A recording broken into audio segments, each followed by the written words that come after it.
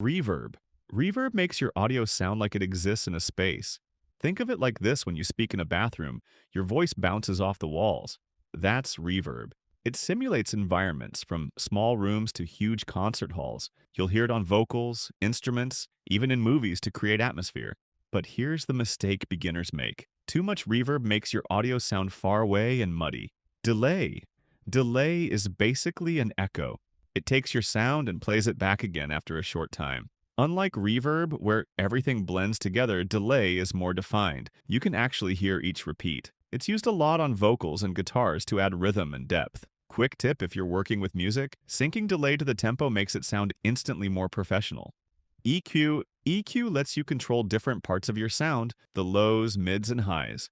Think of it like adjusting bass and treble, but with way more precision. Too much bass? Cut the low end. Voice sounds dull? Boost the highs. EQ is used in literally every piece of audio you hear. But here's the key: don't just boost everything.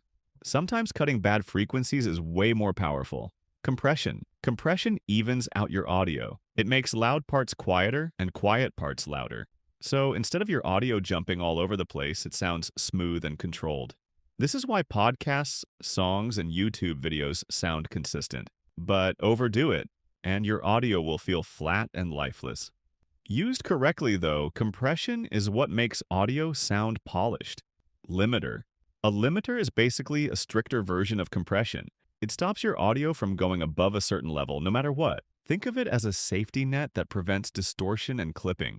It's usually the final step in audio processing. Set it right, and your audio stays loud without breaking.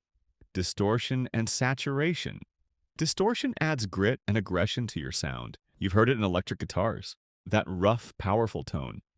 Saturation is a softer version, adding warmth instead of harshness.